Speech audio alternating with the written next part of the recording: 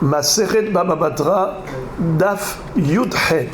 On va commencer par la dernière ligne de Yud Zayin Amud Bet.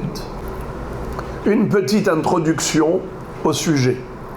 Nous avions appris la mahloket entre Abaye et Rava à propos de celui qui creuse un puits à côté, à proximité du champ de l'autre.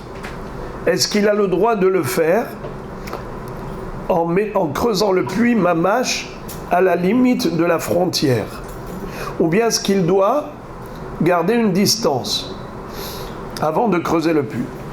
La Mishnah nous a dit Lo yahpor adam bor samour leboro shel havero ela im ken yirhik min hakotel shelosha tefachim.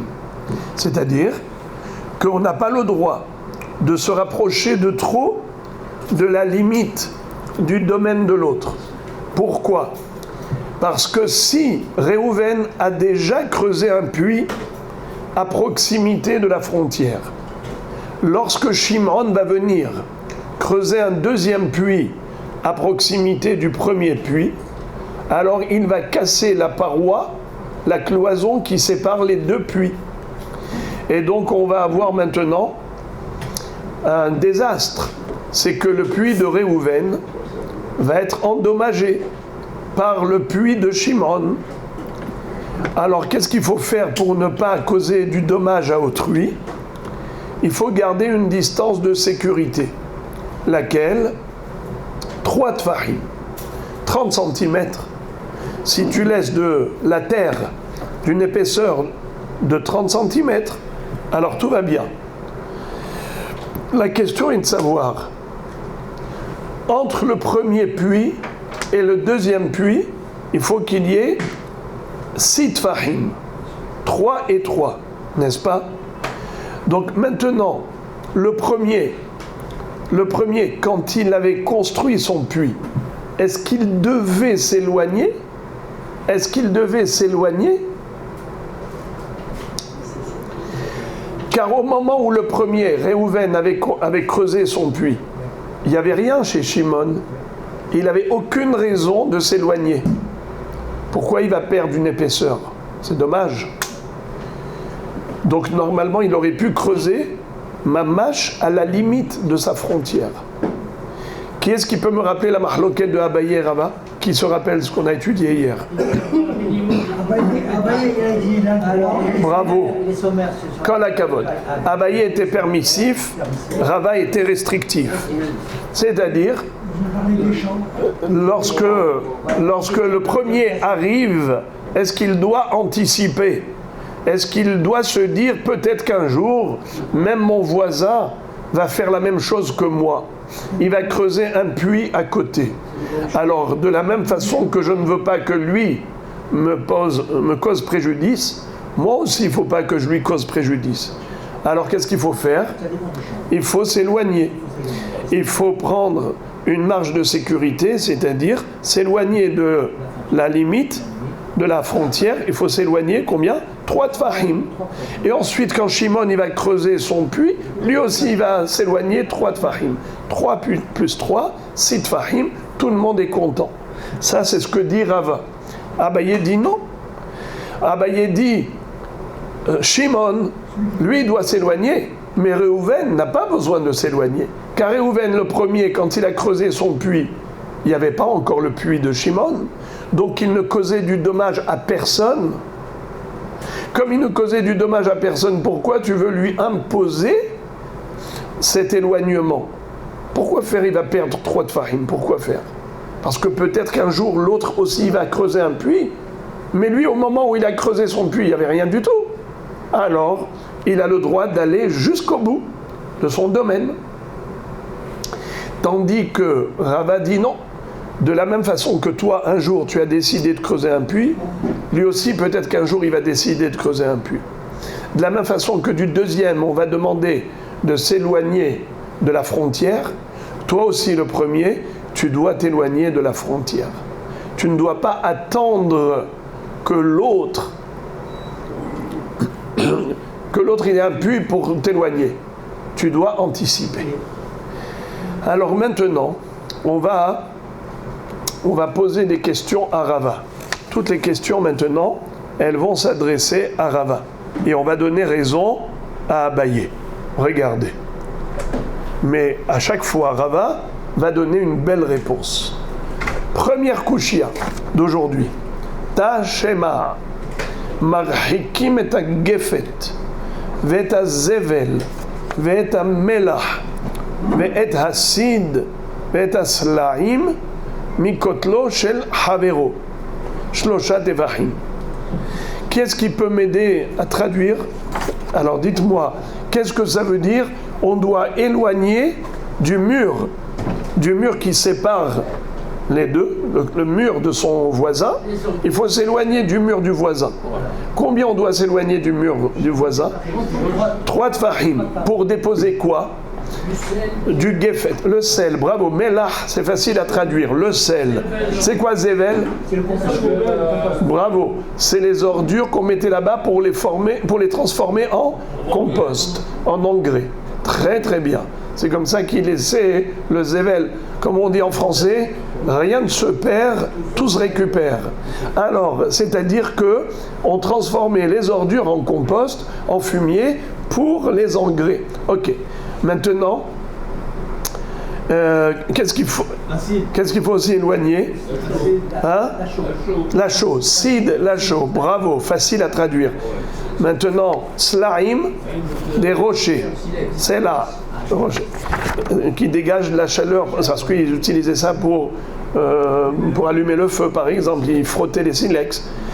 Et gefet, ah, ça c'est le plus difficile. C'est quoi la traduction du mot gefet? Bravo! Le grignon, c'est-à-dire les olives, les résidus du bétabat, du pressoir d'olives. Après avoir pressé les olives, il reste des résidus, dont les noyaux d'olive.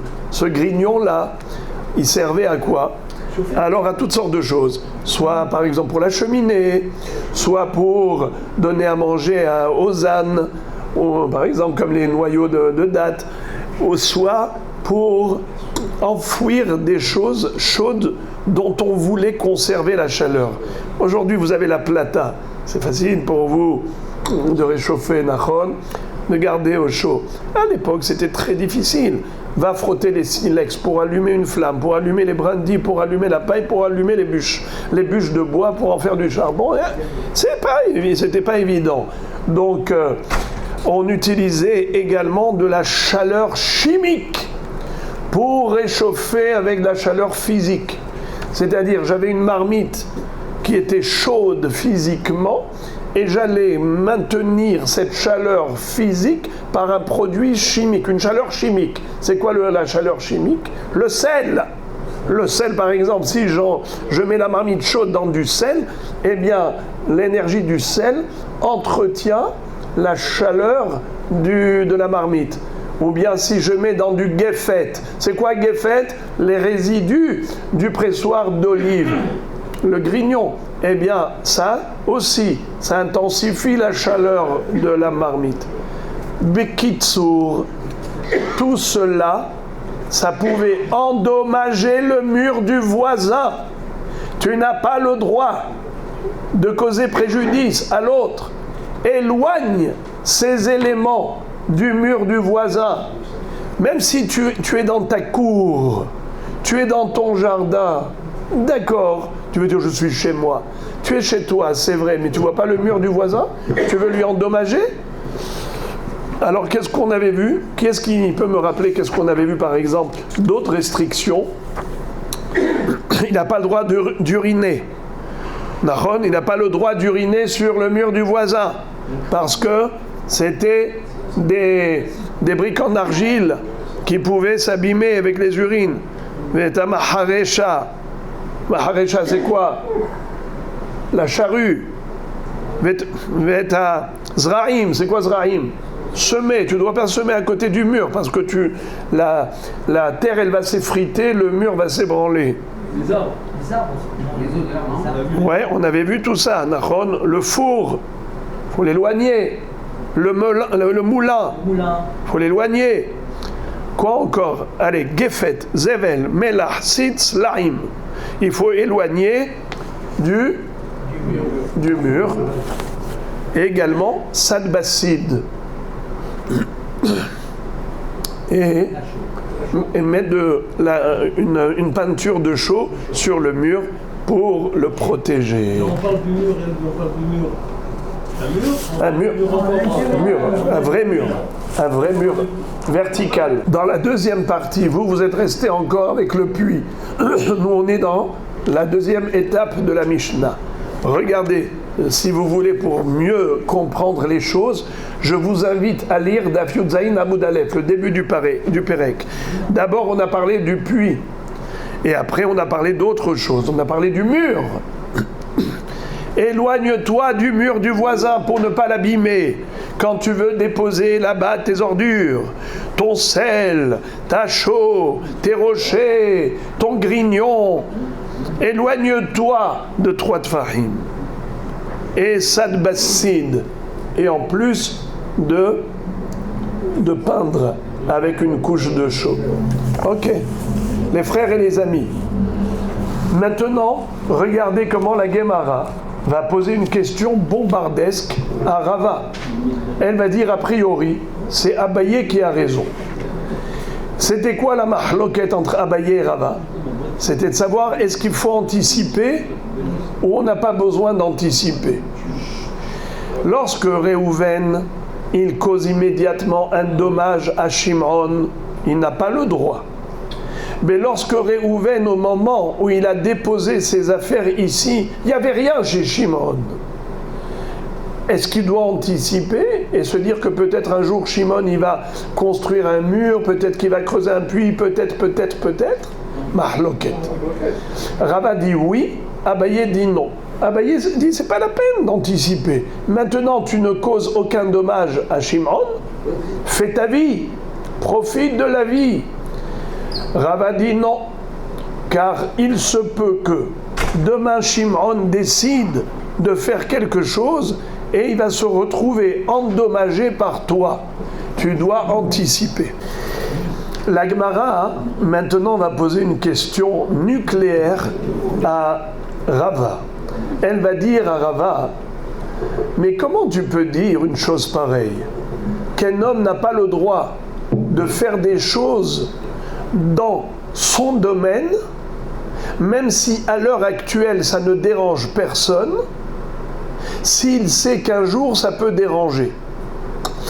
Par exemple, au moment où Réhouven a mis son Zével, son Sid, son Gefet, ses Slaim, ses Zraim, à ce moment-là il n'y avait personne ici, c'est-à-dire il n'y avait pas de kotel, il y avait le champ du voisin. Il y avait le jardin du voisin, mais il n'y avait pas de mur. Donc pourquoi tu veux qu'il s'abstienne, mais il ne cause aucun dommage? Il n'y a pas le mur de Shimon. Alors d'après Rava, malgré tout, il devrait s'abstenir. Nachon. Pourquoi? Car il se peut qu'un jour, Shimon construise ici un mur. C'est l'idée de Rava.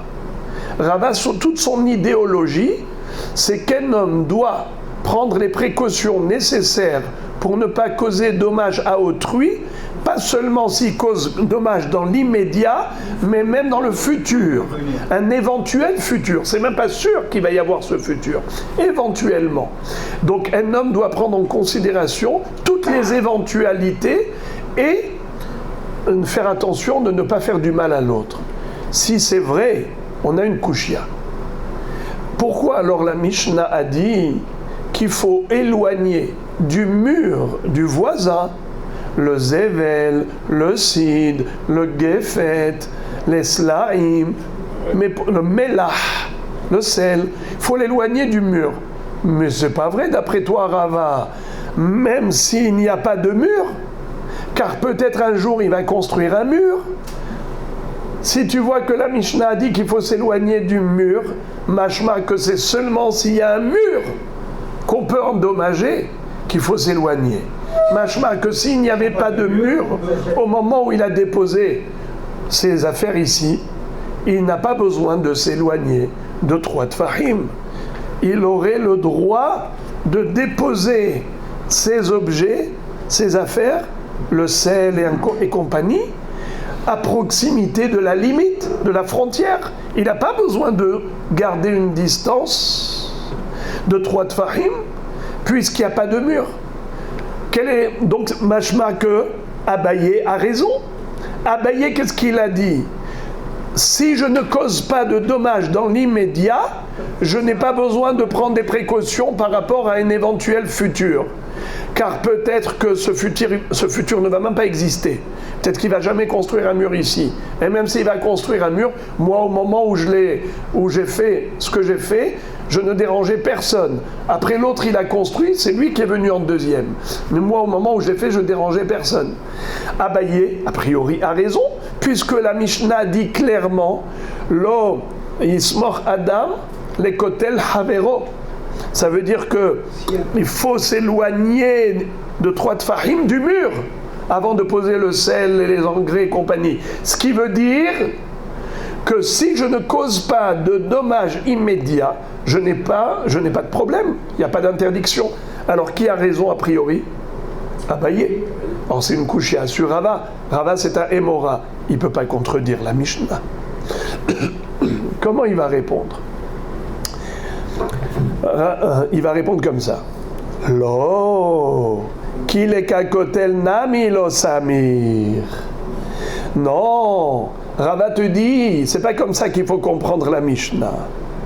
Be'emet, même s'il n'y avait pas de mur de Shimon, Réhouven n'avait pas le droit de déposer tous ces objets, toutes ces affaires, tous ces éléments à proximité de la frontière.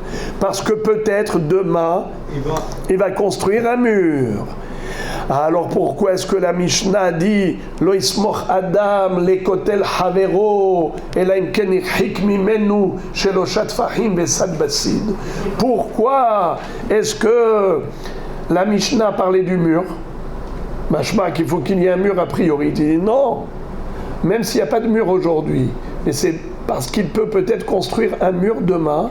Et là, le Mishnah vient t'expliquer que ces 5 éléments peuvent causer du dommage au mur. Parce qu'il faut comprendre pourquoi il faut que je m'éloigne de 3 tfahim de la frontière. Pourquoi? C'est parce que peut-être il va construire un mur. Et ces éléments, comme le sel, les engrais, le grignon, la chaux et les rochers, ça fait du mal au mur. Ça endommage le mur, ça va le dégrader. Tosfot pose une question. Et je suis étonné que les géonimes que vous êtes, vous ne l'ayez pas posé cette question. Oui. Tosfot pose une question, ils disent « Mais je ne comprends pas. C'est quoi cette histoire-là » Mais pourquoi tu lui interdis aujourd'hui de déposer ces éléments à proximité de la frontière? Parce que peut-être un jour il va construire le mur. C'est ça ce qu'a dit Rava. Abaye a dit non. Abaye a dit tu peux t'approcher parce que maintenant il n'y a pas de mur. Mais Rava dit tu dois anticiper. Et par conséquent, tu dois t'éloigner de 3 tfahim de la frontière, car peut-être il va construire un mur. Tosfot disent, mais le jour où il construira un mur, à ce moment-là, je vais m'éloigner. C'est pas très difficile. Tu déplaces le sel, les engrais, le grignon, la chaux, tu déplaces. Encore un puits, tu peux pas déplacer. Une fois que c'est creusé, c'est creusé. Tu peux pas déplacer. Mais ces éléments, ils sont mobiles. Alors, j'ai pas compris. Pourquoi Rava dit qu'il faut s'éloigner? C'est normal, parce que si il pose ses affaires plus de 3 ans, on va considérer que le terrain, que cette partie, cette parcelle. Regardez le Tosfot au bas de la page de Yudzaïn Amoudbet. C'est trop beau, ça va vous choquer. Je vous en prie, restez assis. Veyesh lomar de hani nami mekalkelin et akarka veyazik. Écoutez ça, c'est incroyable ce que dit Tosfot. Veyazik la kotel leksheibane afilu shuv yasir. Waouh. Tosfot disent que les méfaits, les dégâts que ces éléments peuvent causer, ils sont indélébiles et irréversibles. Le mal est fait. Comment? Il dit que l'effet de ces produits sur la terre, à proximité de la frontière, eh bien ça va avoir un impact sur le mur, même si maintenant je déplace et que je les éloigne après avoir construit le mur. Mais étant donné que pendant des années c'était déposé ici, ça a impacté la terre et maintenant ça va détériorer le mur, même si maintenant je les déplace. Voilà pourquoi Rava dit, tu dois être précautionneux et tu dois t'éloigner de 3 tfahim de la frontière, même s'il n'y a pas de mur, car un jour, peut-être ton voisin décidera de construire un mur. Encore une kushia sur Rava, pour donner raison à Abaye. Et encore Rava va joliment répondre. Ta'ashema marhikim et azraim vet amaharesha vet meraglaim mina kotel shlosha tefahim. Tamadika kotel, haleka kotel samir. La même question, mais de l'autre partie de la Mishnah. Alors je vous demande de bien vouloir m'aider à traduire. La Mishnah nous a enseigné marhikim et azraim. On doit éloigner les zraim. C'est quoi zraim? Les semences. Vet amaharesha. C'est quoi maharesha? La charrue. Vet meraglaim. Les urines. Minakotel shlosha tefahim. Du mur, on doit les éloigner 3 tefahim, 30 cm. Tamadika kotel, haleka kotel samir. Toute la raison pour laquelle la Mishnah nous impose un éloignement, c'est parce qu'il y a actuellement un mur, comme c'est écrit. Qu'est-ce qui est écrit? Marhikim minakotel. Ça veut dire qu'il y a un mur. Sous-entendu que s'il n'y avait pas de mur, on aurait eu le droit d'uriner jusqu'à proximité de la frontière. On aurait le droit de labourer jusqu'à proximité de la frontière. On aurait le droit aussi de semer jusqu'à proximité de la frontière. Il n'y a pas de distance à garder, puisqu'il n'y a pas de mur. Puisque la Mishnah a dit il faut s'éloigner du mur, machma que s'il n'y a pas de mur, je n'ai pas besoin de m'éloigner. Alors que d'après Rava, qui a dit qu'il faut toujours anticiper, même s'il n'y a pas de mur, on aurait dû s'éloigner. Or la Mishnah elle a dit qu'on s'éloigne du mur, machma que s'il n'y a pas de mur, c'est permis. Donc c'est Abaye qui a raison. Abaye a dit on peut se rapprocher sommaire. On peut se rapprocher de la frontière puisque maintenant il n'y a rien à endommager. Alors comment Rava peut contredire la Mishnah? Rava c'est un Émora. Réponse. Lo, kileka kotel nami lo samir, vela mai kamashmalan, ha kamashmalan, de matunta, cacher la kotel. Qu'est-ce que ça veut dire? En fait, ce que la Mishnah a voulu nous enseigner, non pas qu'il faut s'éloigner du mur, elle te dit qu'il faut s'éloigner même de la frontière, même s'il n'y a pas de mur. Pourquoi? Car peut-être un jour il va construire un mur. Et alors, il faut que tu saches que ces éléments qui sont humides, comme par exemple les urines, eh bien, cette humidité, elle est préjudiciable pour le mur. Eh bien, étant donné que l'humidité, c'est quelque chose qui démolit les murs, vous avez déjà vu? Vous avez vu quand on avait une fuite d'eau, comme ça le plâtre, il s'est complètement désagrégé. Ce qui veut dire que, en fait, le hidouche de la Mishnah, c'est de te dire que pourquoi il faut éloigner ces éléments de la frontière, parce que si ton voisin un jour il construit un mur, il va subir les méfaits et les conséquences de tout ce que tu lui as mis ici pendant des années. C'est pour cela que tu dois être précautionneux et depuis le début tu dois anticiper et t'éloigner de 3 tfahim et faire ce que tu veux. Là tu es sûr que tu ne vas pas causer de préjudice si éventuellement un jour il construit un mur ici. On vient de dire que le problème c'est l'humidité. Mais l'humidité c'est que par rapport aux urines. Nachon, meraglaim, mais par rapport à la maharesha, la charrue, ou bien les semailles, les semences, les graines. Alors, encore, au niveau des graines, on peut dire, parce qu'il va arroser, s'il va planter là-bas des tomates et des radis et des navets, il faut bien qu'il arrose. Donc, il va y avoir de l'eau en permanence. Et l'eau, c'est dangereux pour le mur. Mais la charrue, il n'y a pas de danger particulier. Mais ça va remuer la terre. Elle va devenir friable. Si la terre s'effrite, le mur ne tiendra pas. Donc il y a aussi ce problème. Mais la Mishnah, elle a parlé principalement comment on appelle ça ? De l'humidité relative à Meraglaïm ou Zraïn. On continue encore une autre question et encore une autre réponse. Alors, qui est-ce qui peut me dire à qui on adresse toutes ces objections ? Rava. Et c'est lui qui répond à chaque fois très joliment. Encore. Tashma. Ve'et arechaim. Gimel min ha-shechev. Shen arba'a min ha-rechev. Min ha-rechev. Tama di kakotel. Alekakotel, Samir. Encore une question. Vous vous souvenez, quand on a parlé du moulin, on avait dit que le moulin, il ne faut pas le mettre à proximité du mur du voisin. Il faut s'éloigner de combien ? On avait dit 3 tfahim, mais de la partie basse du moulin, la grande roue. Nachon, mais pas la pierre du dessus qui chevauche. Comment on appelle la pierre du dessus ? Rechev. Ça vous rappelle quoi ? Rochev, le cavalier qui chevauche. Et comment on appelle la pierre du bas ? La grande roue, comment on l'appelle ? Shechev. Quelle est la racine ? Shochev, s'allonger. D'accord. Alors, on doit s'éloigner de 3 tfahim par rapport à la roue d'en bas, par rapport à la pierre inférieure. Regardez ça. Qu'est-ce qui est dit ?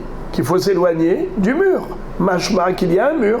Sous-entendu que s'il n'y avait pas de mur, il aurait le droit d'installer son moulin à proximité de la frontière. Alors que Rava, qu'est-ce qu'il a dit ? Il faut anticiper. Ici, on voit que non, on n'a pas besoin d'anticiper. Comment Rava peut contredire la Mishnah ? Encore la même réponse. L'eau. Qu'il est kakotel nami lo samir. Même s'il n'y avait pas de mur, c'est interdit d'installer son moulin à proximité de la frontière. Alors, qu'est-ce que la Mishnah a voulu préciser en parlant du kotel ? Des tiria cachés la kotel. C'est-à-dire, la Mishnah elle veut juste expliquer pourquoi il faut s'éloigner de 3 tfahim. Parce que sinon, tu n'aurais pas compris pourquoi il faut s'éloigner de 3 tfahim de la frontière.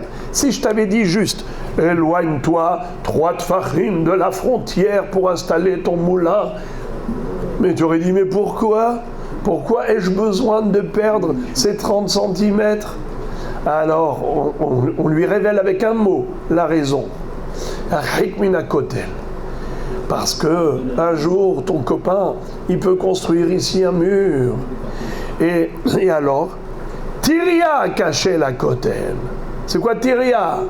Les vibrations, le tremblement de terre avec le melun, ça fait tomber le mur. Ça peut ébranler le mur du voisin. Voilà pourquoi on a parlé de kotel. C'était juste pour te donner l'explication, pour que tu comprennes le pourquoi, le bien fondé de cet éloignement. Pourquoi faut-il que je m'éloigne de la frontière ? Parce que si jamais construit un mur, eh bien les vibrations sont dommageables pour le mur. Encore une question du même genre, d'une autre partie de la Mishnah, la dernière partie de la Mishnah, et encore une belle réponse de Rava. Encore une belle réponse. Tashma ve'et hat-tanur shelosha mina kilia shem arba'a mina safa tamadi kakotel hale kakotel samir. Qui est-ce qui se rappelle quelle était la forme des fours à l'époque ? Bravo ! C'était des formes coniques. large en bas et étroit en haut. Pourquoi il faisait comme ça? C'est pour concentrer la chaleur, pour que le pain puisse cuire rapidement et convenablement. Quand il mettait les pitotes, il mettait la pita collée aux parois du four, avec le foyer de feu au milieu, et c'est comme ça que la chaleur était répartie dans tout le four, mais du fait qu'il était comme ça conique, donc automatiquement la chaleur était concentrée. Maintenant les amis, le four, il a une partie basse, une partie haute, la partie basse étant plus large. Quand on a dit qu'il faut s'éloigner de 3 tfahim du mur, quelle est la référence? La partie haute ou la partie basse? La kilia, la partie basse. Bravo. Maintenant les amis, dites-moi, c'est écrit qu'il faut éloigner le four du mur. Mashma qu'il y a un mur, c'est pour ça qu'il faut s'éloigner. Sous-entendu que s'il n'y avait pas de mur, j'aurais pas eu besoin de m'éloigner. Alors que Rava, qu'est-ce qu'il a dit? Que dans tous les cas de figure, il faut s'éloigner, car peut-être qu'un jour, le voisin va construire un mur. Ça veut dire qu'il faut prendre en considération les éventualités futures. Alors que la Mishnah n'a pas pris en considération, elle a dit tu t'éloignes du kotel, mashma qu'il y a un mur concret. Et pas un mur éventuel, un mur réel. Comment Rava peut contredire la Mishnah? Là encore, la réponse elle est belle. Lo, tu as mal compris la Mishnah. Qu'il est qu'à kotel nami lo samir. Même s'il n'y avait pas de mur non plus, tu ne peux pas te t'approcher de trop. Et la maïka mashmalan. Alors qu'est-ce que la Mishnah a voulu m'enseigner en disant le mot kotel? Haka mashmalan.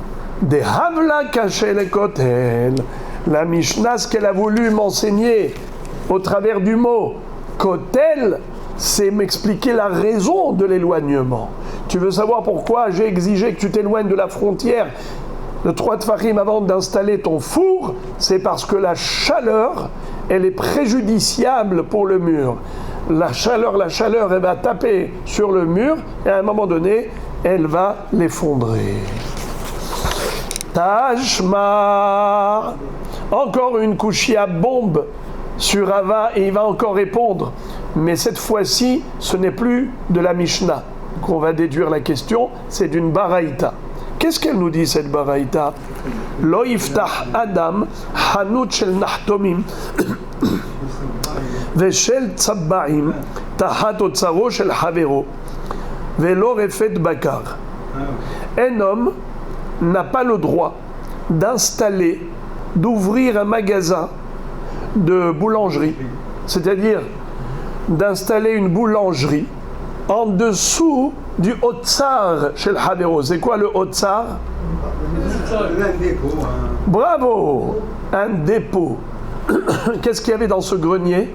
Il y avait par exemple des céréales, il y avait des légumes, il y avait des fruits, il y avait toutes sortes de choses à manger, n'est-ce pas?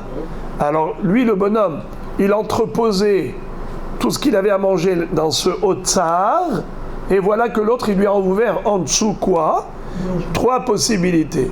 Soit Hanout shel Nahtomin, une boulangerie, soit Hanout shel Tzabbaim, un teinturier. Donc pareil, il a toujours du feu là-bas allumé pour cuire et bouillir les teintures. Et ou bien Refet Bakar. C'est quoi Refet Bakar? L'étable. Bravo. L'étable, l'écurie. Alors il a mis une étable là-bas. Est-ce que c'est permis de mettre une étable en dessous du Otsar de son voisin? Pourquoi pas? Pourquoi c'est interdit? Comment ça va? Bravo! La mauvaise odeur des excréments des animaux. Ça va abîmer, ça va endommager tous les fruits qu'il va entreposer là-bas. Ah! Alors, la Gemara déduit Tama deika otsar, haleka otsar avid. J'ai pas compris. Tu m'interdis d'installer une boulangerie ou une teinturerie ou une écurie sous l'entrepôt du voisin où il dépose là-bas des légumes et compagnie. Mashma, que si il n'y en avait pas là-haut, il n'y avait pas de Otsar, il n'y avait pas d'entrepôt, il aurait eu le droit d'ouvrir sa boulangerie, sa teinturerie, son écurie. Mais comment il peut avoir le droit d'après Rava? Mais Rava avait dit qu'il fallait anticiper. Il faut toujours anticiper. D'après Rava, il faut prendre les devants. C'est-à-dire que même avant que le bonhomme ait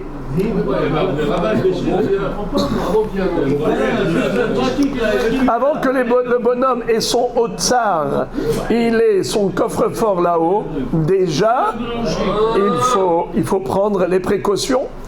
Alors comment se fait-il que la Mishnah dit c'est seulement s'il a un otsar là-haut? Machma que s'il n'avait pas de otsar, c'était autorisé?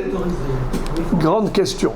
La réponse de Rava est que dira sha'ané, c'est-à-dire quand est-ce qu'une personne doit prendre les précautions nécessaires pour ne pas causer de préjudice éventuellement à l'autre, même dans le futur, c'est uniquement lorsqu'il s'agit de champs agricoles. Mais lorsqu'il s'agit de sa vie privée, sa parnassa, un homme vit chez lui. Chacun avait sa boutique. Il y en avait un qui vendait du pain. Mais où est-ce qu'elle était sa boulangerie? En bas de chez lui. Non, il avait réservé une salle pour le pain, pour fabriquer le pain. Il y en avait un qui était teinturier. Mais il n'allait pas prendre dans les beaux quartiers une location. Eh bien, sa teinturerie, elle était en bas de chez lui. Ça veut dire c'était chez lui. Pareil, donc le boulanger, le teinturier, ou bien même l'écurie. L'écurie, parce que l'étable, c'était les gens qui allaient manger. Ils avaient par exemple un petit poulailler. Donc ils avaient des poules. Ils avaient un menu bétail, par exemple des moutons, des chèvres.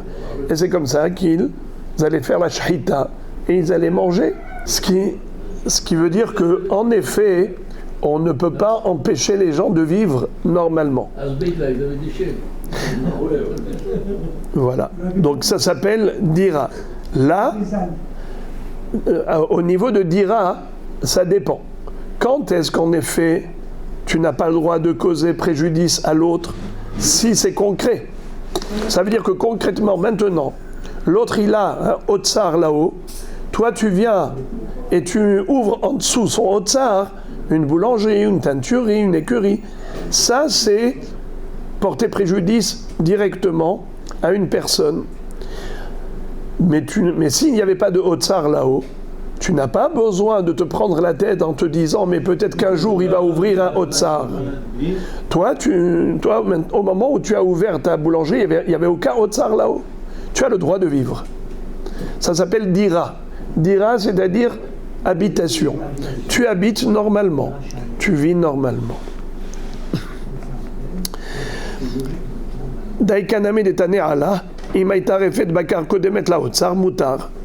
D'ailleurs, il est écrit clairement à la fin que si le refet bakar, l'écurie, était là avant le otsar qui était à l'étage, c'est permis. Et pourtant l'écurie, ça dégage des odeurs nauséabondes. C'est vrai, c'est préjudiciable aux fruits et légumes que tu mettras là-haut, mais si au moment où lui a ouvert son écurie, il n'y avait rien dans le grenier, il n'y avait pas de otsar, il n'y avait pas d'entrepôt pour les produits alimentaires là-haut, donc il n'était pas en tort. Il n'a pas besoin de fermer son étable pour l'entrepôt que maintenant tu as ouvert là-haut. Donc c'est clair que c'est cela la raison que dira sha'ané. On ne peut pas empêcher les gens de vivre. Tashma loïta adam ilan samour la sade ela imken irhik mimenu arba amot. Vetane ala arba amot she'amru kede avodat hakerem. Tama de mishum kede avodat hakerem. Alav mishum kede avodat hakerem samich ve'afal gav deika sharashim de kamazke. Encore une couchia. Un homme qui veut planter une vigne, il a le droit de le faire, mais à condition de s'éloigner de la frontière de l'autre de 4 coudées. Pourquoi? Keder avodat hakerem. Car lorsqu'il va passer avec la charrue pour labourer la terre, la largeur de la charrue, elle est de 4 coudées, 2 mètres. Donc, si tu vas planter tes vignes juste à la limite de la frontière, forcément quand tu vas passer avec ta charrue autour, donc tu vas rentrer chez le voisin. Tu n'as pas le droit de rentrer chez le voisin. Avodat hakerem, pour le travail agricole de la vigne, tu dois passer avec ta charrue, mais en restant dans ton domaine. C'est la raison pour laquelle la plantation de vigne doit se faire en gardant une distance de 4 coudées par rapport à la frontière. Maintenant, la question, elle est adressée à Rava. Tu vois que toute la raison pour laquelle on a imposé une distance, un éloignement de 4 coudées, c'est uniquement par rapport à Avodat hakerem. Mais s'il n'y avait pas un problème de charrue, on ne t'impose pas de distance, bien qu'on sait pertinemment qu'en dessous, il y a des racines. Et les racines, elles vont pénétrer le champ du voisin. D'accord ? Et ça va porter préjudice au voisin. Tu vois que personne ne t'impose une distance, si ce n'était que à cause de Avodat hakerem, à cause de la charrue. Pourquoi tu ne prends pas en considération le dégât causé par les racines qui, sous la terre, vont pénétrer le domaine du voisin? La Gemara donne une réponse surprenante. Elle dit qu'il s'agit de tsunma, des kamafsik tsunma. Qu'est-ce que ça veut dire? Tsunma, c'est un rocher. Imaginons que sous la terre, entre Réhouven et Shimon, il y avait des rochers. C'était pas de la terre meuble, c'était des rochers. Eh bien, il ne peut pas y avoir de racines des arbres de Réhouven qui vont pénétrer le champ de Shimon. Pourquoi? Parce que ce n'est pas... Il y a tsunma. Tsunma, c'est-à-dire, il y a les rochers qui empêchent la pénétration des racines. Hayag, la Gemara dit qu'en effet, c'est de cela qu'on parle, qu'il y avait un rocher qui séparait les 2 vignes, les 2 champs voisins. Hayag geder benataim, ze somer la gader mikan, ve ze somer la gader mikan. Chacun peut se rapprocher du guéder, de la cloison qui est au milieu. La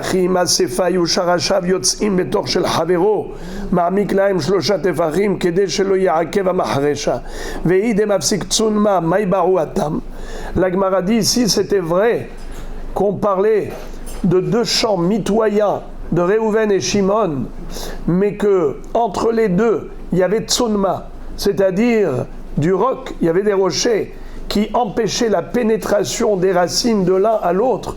Alors pourquoi il est écrit à la fin de la Braïta que si jamais il y avait des racines qui dérangeaient, par exemple les racines des arbres de Réhouven dérangeaient Shimon, parce qu'elles pénétraient le champ de Shimon, ça le dérangeait. Quand il venait avec sa charrue, eh bien le soc de la charrue allait s'en mêler avec ses racines de Réhouven. Qu'est-ce qui est écrit à ce propos? Que Shimon a le droit de prendre un sécateur et de se mettre à couper les racines qui le dérangent. C'est les racines de Réhouven qui dérangent Shimon, il a le droit de les élaguer, de les éliminer. Mais tu as dit qu'il y a un rocher entre les 2, donc il ne peut pas y avoir de pénétration de racines. C'est la question. La Gemara explique, elle dit comme ça. Arika Amar. Ce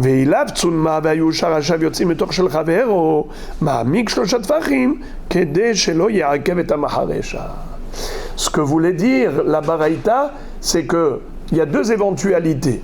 Soit les racines de Réhouven ne peuvent pas pénétrer le champ de Shimon, car il y a entre les 2 des rochers qui empêchent en effet l'extension de ces racines. Dans ce cas-là, il n'y a aucun problème, évidemment. Mais si jamais ce n'était pas le cas, et qu'en effet, Shimon, quand il arrive avec sa charrue, il voit qu'il y a ici des racines de Réhouven qui le dérangent, il a tout à fait le droit de prendre une pioche et de se mettre à couper. Il dit, monsieur, tes racines, elles sont dans mon domaine et elles me dérangent. Moi, je vais approfondir, c'est-à-dire le soc de la charrue. Vous savez quelle est la longueur du soc de la charrue? Bravo, 3 tfahim de profondeur, 30 cm. Alors moi, ce que je vais faire, je vais prendre une scie et je vais couper tes racines jusqu'à la profondeur de 3 tfahim. Comme ça ne va pas déranger ma charrue. Tant pis pour toi. Très bien.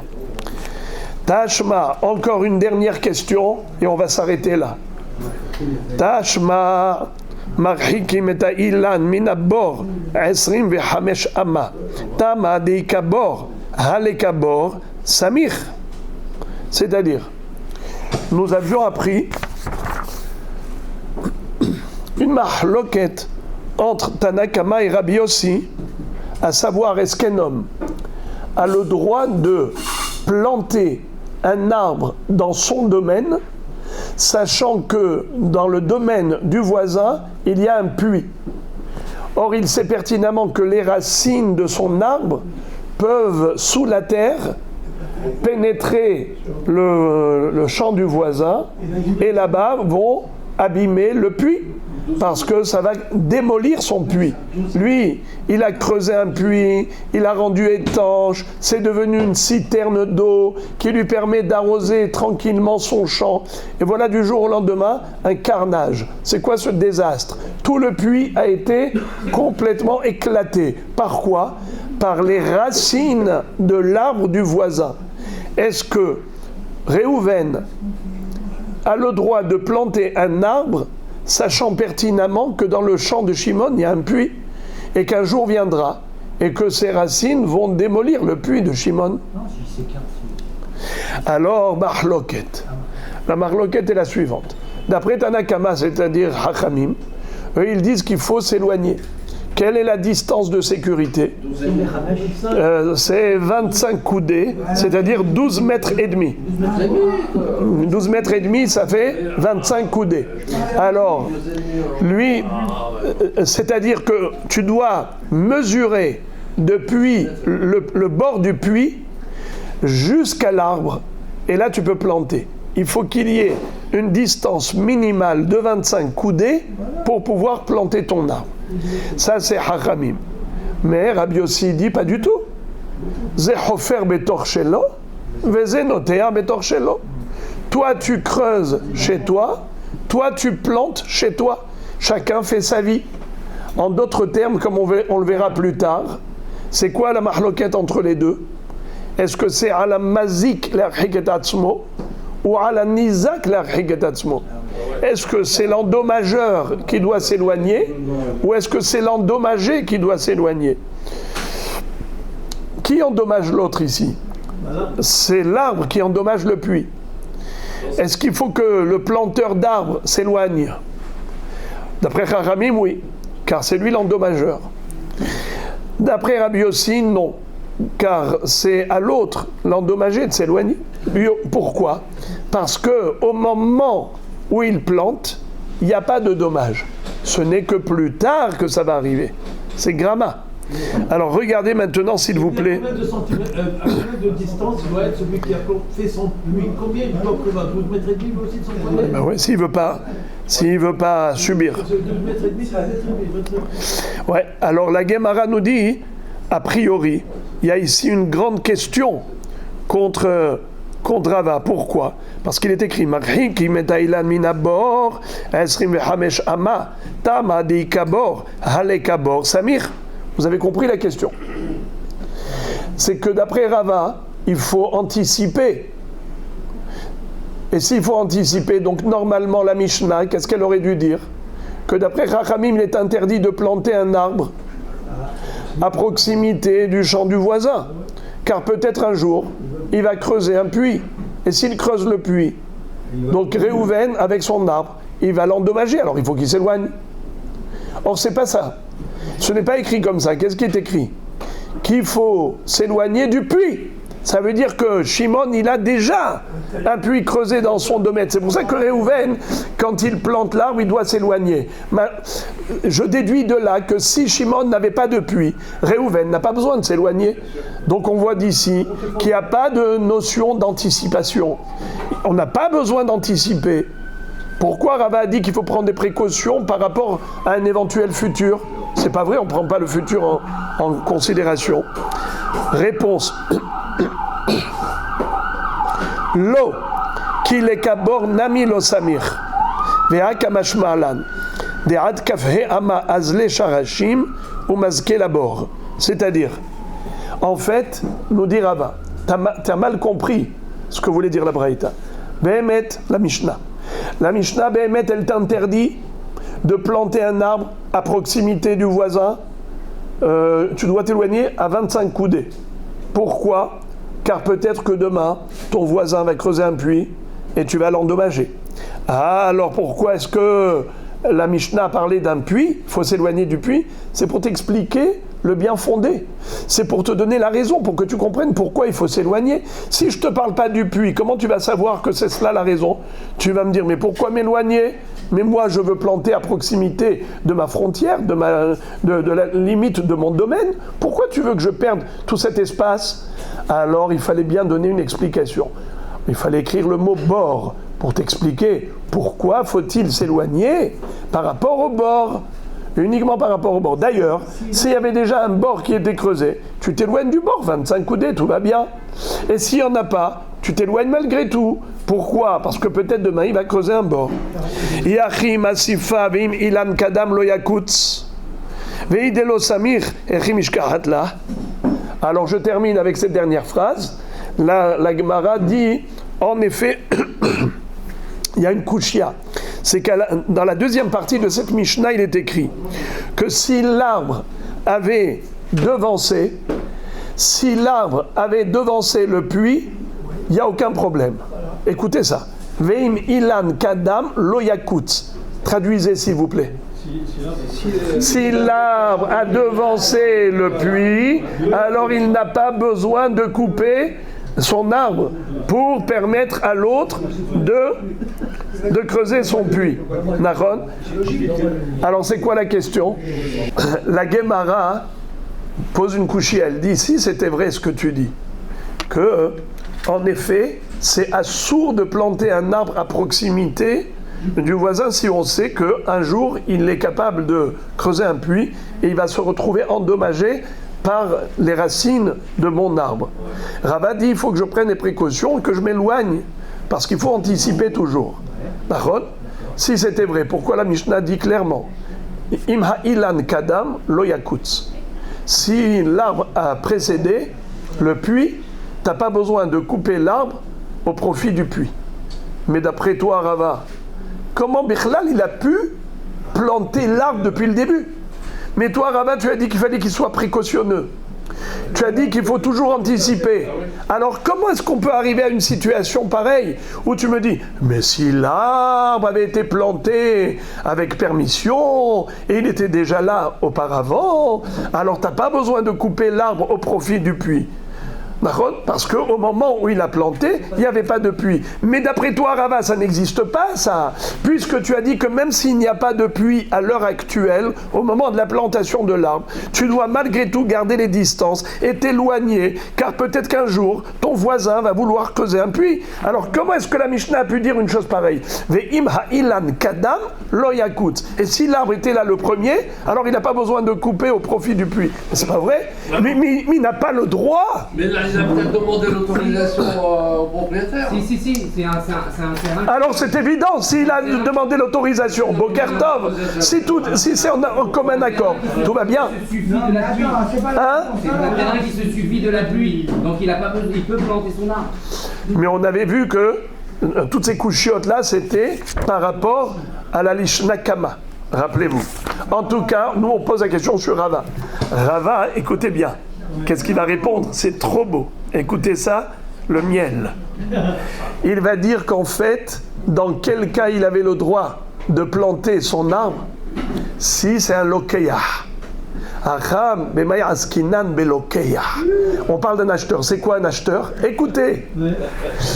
Au début, les deux champs appartenaient au même propriétaire.